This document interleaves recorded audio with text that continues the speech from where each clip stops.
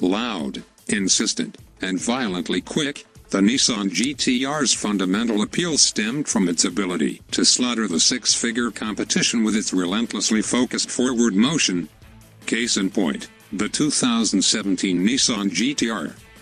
Haters bemoan the GT-R's clinical and uninvolving quality, but their high-minded critiques should be taken with a grain of salt. Nissan's flagship sports car has been both heavy-fisted and enthralling, with an appetite for asphalt only matched by its unrepentantly harsh ride and acoustics. For 2017, Nissan made what it claims are the biggest changes to the GT-R since its introduction 9 years ago.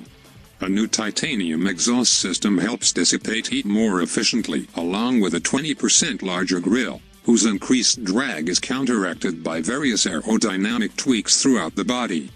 But here's where the GT-R really matures: the cabin is a much quieter place. Nissan says the chassis mods not only soften ride, but increase grip as well, yielding 4% faster slalom times. In all, the new GT-R's changes lead to a net gain of 11 pounds for a curb weight of 3,933 pounds, a respectable delta considering the newfound upgrades.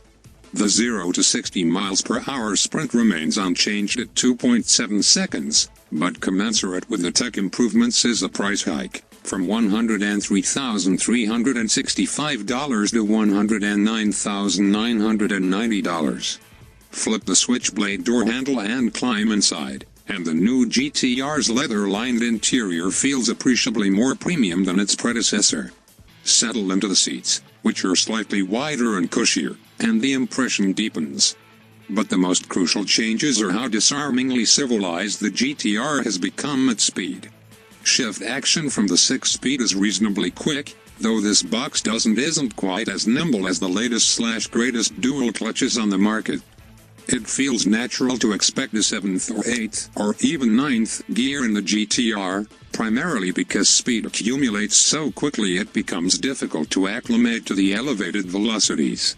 On the unrestricted sections of Autobahn out of Dusseldorf, the GT-R felt indomitably urgent, posting a stable indicated speed of 167 miles per hour during our most enthusiastic stretch, which begged the question, how would it fare on the track?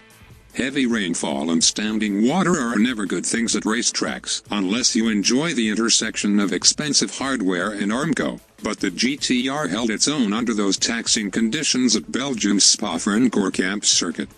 Tipping the throttle a bit too generously though, and the GT-R's rear power bias and copious torque can send the back tires spinning in a controllable power slide. Though I braked with plenty of advanced squeeze, the 6-piston Brembo monoblocks did manage to scrub off speed effectively when called upon.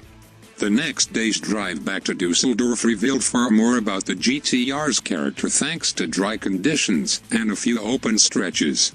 High-speed stretches during the 2-plus-hour drive were comfortable and relatively well insulated, though the suspension remains on the stiff side, and the GT-R's demeanor comes across as significantly more livable.